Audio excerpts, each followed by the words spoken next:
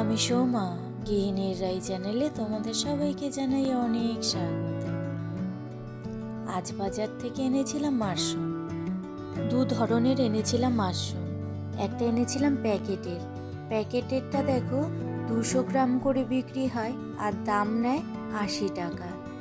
এই প্যাকেটের মাশরুমগুলো খেতে একটু সফট হয়, আর ওই মাশরুমগুলো খেতে গেলে একটু কচকচ করে।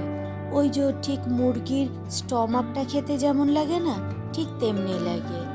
তার জন্য আমি প্যাকেটের মাশরুমটাও নিয়ে এসেছি। প্যাকেটের মাশরুমগুলো সাইজে সবসময় ছোট হয়, দেখো ওটা কত বড় আর এটা কত ছোট।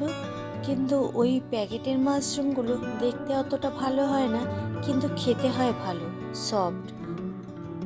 দাঁড়াও, রান্না করার আগে এটাকে আগে ভালো করে পরিষ্কার করে ধুয়ে নিই, তারপর কেটে রান্না করব।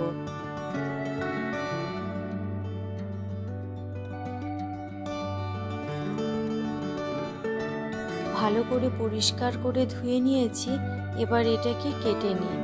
আর জানো তো, আমাদের বাপের বাড়িতে ওইখানে আমাদের বাড়ির ঠিক পাশেই ছিল একটা মাস্টারমশাইয়ের বাড়ি।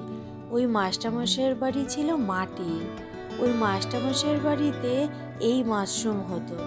যখনই হতো তখনই আমাদের ডাকতো, জানতো আমরা খেতাম, আমাদের ডাকতো যে এই শুনে যা, ব্যাঙের ছাতা হয়েছে, নিয়ে যা, তোরা না খাস? আর আমরা তো সেই কথা শুনে তাড়াতাড়ি গিয়ে দেখতাম। এগুলো তো অনেক ধরনেরই হয়, কিছু আছে মাশরুমের মতো দেখতে লাগলেও কিন্তু ওটা মাশরুম নয়। তাই আগে গিয়ে দেখে আসতাম মাশরুম নাকি।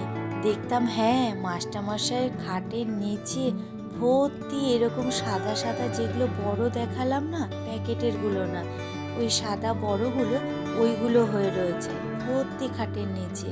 আর উইয়ের টিফিন মতো করে, তারপর ব্যাস দেখেই আর কি মন খুশিতে ভরে উঠতো। ওগুলো তুলে এনে মাকে দিতাম, আর মা রান্না করে দিত, বেশ স্বাদ লাগতো খেতে।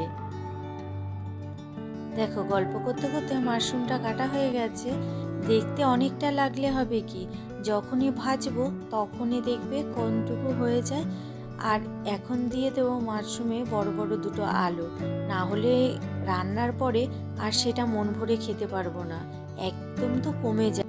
পুরো ভিডিওটা যদি তোমরা দেখতে চাও, আমার চ্যানেলে আপলোড করা হয়ে গেছে, তোমরা তা চাইলে দেখতে পারো।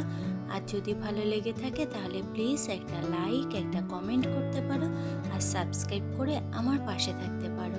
চলো, আজকের মতো মিনি ব্লগ এইটুকুই, টাটা।